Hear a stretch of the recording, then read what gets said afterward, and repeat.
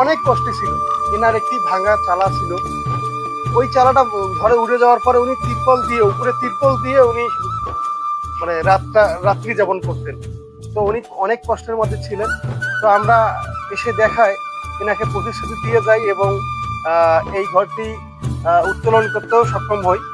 আজকে এনার সঙ্গে একটু কথা বলবো, একটু আপনারা শুনবেন। আসসালামু আলাইকুম।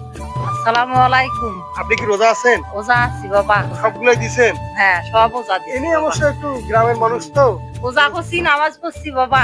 আচ্ছা, না, ওজা করছি, নামাজ পড়ছি, তোমার জন্য কার দোয়া করি বাবা। তোমার ঘরে বসি আমি নামাজ পড়ি বাবা। হ্যাঁ, আলহামদুলিল্লাহ। তোমার ঘরে বসি আমি নামাজ পড়ি, তোমার জন্য কার আমি 2 রাকাত 3 নফল নামাজ পড়তে থাকি বাবা।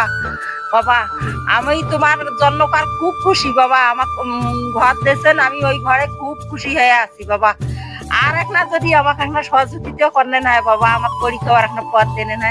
এখন আপনারা এর আগে আমরা ঘর উঠাই দিলাম, এরপরে চাউল দিলাম, গরুর মসুর দিলাম, আবার আজকে চাউলের প্রোগ্রাম আমরা করেছিলাম। এখানে 25 কেজি চাউল আছে। হ্যাঁ, তো অনেকে আছে দেখা গেল যে ছেলে মেয়ের চাউল পাওয়ার পরে আমরা শুনতেছি যেটা ছেলে মেয়েরে ভাগাভাগি করে দেয়। আপনি একটু তাই করবেন না? না, মুখে আর ছেলে মেয়ে দাও।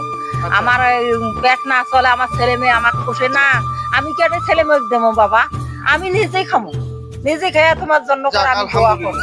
আলহামদুলিল্লাহ। এটা কিন্তু বরাদ্দ করা হয়েছে আপনার জন্য। আপনি হ্যাঁ, কিন্তু অসহায়, হ্যাঁ, আপনার স্বামী অসুস্থ, বৃদ্ধ বয়সে উনি কাজ কাম করতে পারে না। এটা কিন্তু আপনাকে ফলো করে দেয়া হয়েছে। হ্যাঁ, তো হ্যাঁ, আপনি আমাদের জন্য দোয়া করবেন। দোয়া করবো বাবা।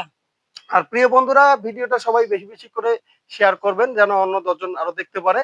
আর এই হতভাগিনী মায়ের জন্য আপনারা সবাই দোয়া করবেন, এনার জন্য সংকটটা অতি দ্রুত সচল করতে পারি। আসসালামু আলাইকুম, ভালো থাকবেন।